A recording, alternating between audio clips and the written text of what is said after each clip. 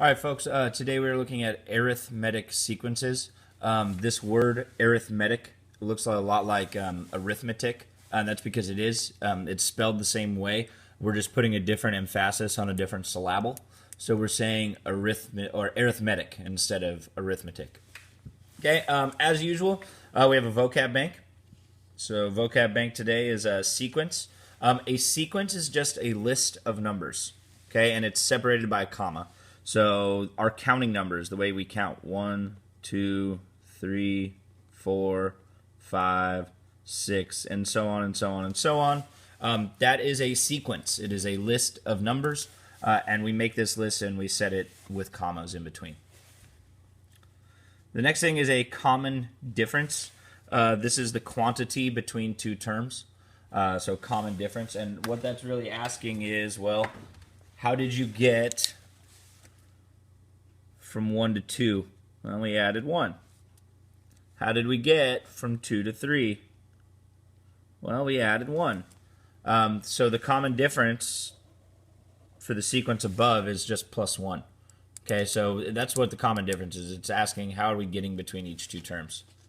And then term. A term is an entry in the sequence. Okay, so if we're looking at, again, the counting numbers above, the first term is the first term, or is the first number in the list. So if you had term number up here, right, this would be 1, 2, 3, 4. And what it's saying is the first term was 1, the second term was 2, the third term was 3, the fourth term was 4.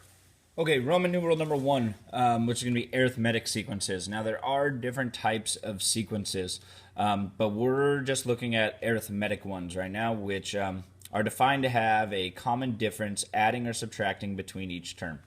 If we are not adding and subtracting between each term and the pattern doesn't continue through the entire sequence, then it is not arithmetic. It's a different type of sequence, and we'll just bail out on the whole problem. We're only going to be working with arithmetic right now. Okay, so our first look at a sequence, our first two looks are going to be 2, 5, 8, 11. 2, 5, 8, 11.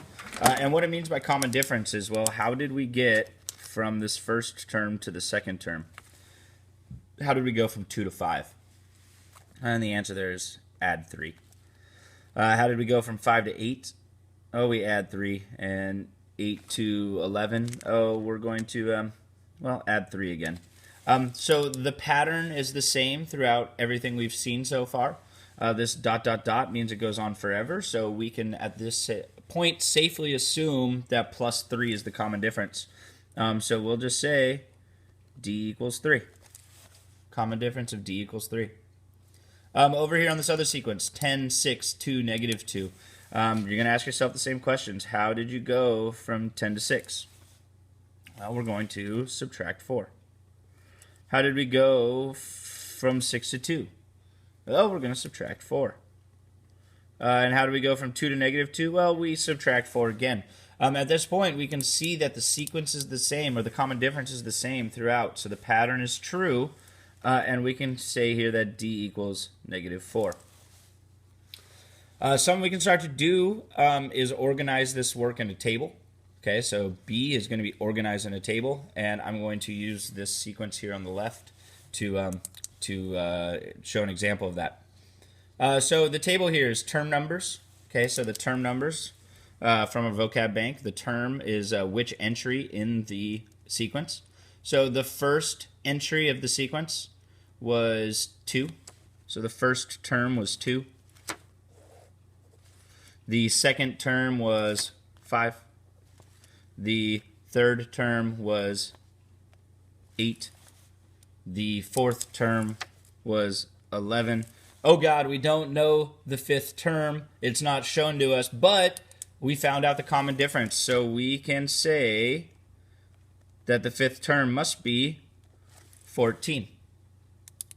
And just like we were doing with the pile patterns, just because we don't see the 0th picture or the 0th term doesn't mean we can't find it. We could always go backwards, work the pattern backwards to find the 0th picture or the 0th term. And that 0th term, again, is very special to us as mathematicians. Now, These term numbers and entries, they act just like any other table. So these are actually your x's, and your entries are your y's, or these are your inputs, or domain, and your entries are your outputs, or your range. Okay, so if we know this, we can do things like take this to a graph if we wanted, where we would have our x's and our y's. But we're not going to do that right now. We'll probably do some of that on Friday. Okay, the last thing I want to show you guys or talk to you guys about is the connection here to our f of x equals rate times x plus starting amount. If they are arithmetic sequences, we can create this type of function. Okay, so we have a few different words for rate, right? We've been using this word slope. We've been using this word rise over run. We've been using this change of y over change of x. And today we're just going to add a new word. That word is common difference. Folks, the common difference of how we are growing or decreasing between each term, this is a rate. This is a rate of how we are changing. We are changing 3 per term number, 3 per term number in this sequence here. Okay, and then of course our starting amount is going to be at term 0. Term 0 is our starting amount. So if we were to create a function for the above, we know that the common difference was 3. We know that the term number of 0 was -1. So we could build a function together that's going to be f of x equals 3x minus 1. This function describes this sequence. We could even check it. Okay, let's see. If I input term number 3, f of 3 equals 3 times 3 minus 1. What am I going to get here? Now, this is going to be 9 minus 1, or f of 3 equals 8. So this is now telling us that the third term will output 8. Does our table say that also? Yes, our third term outputs 8. So it means we're doing this correct. That's it for today. We will see you all next time.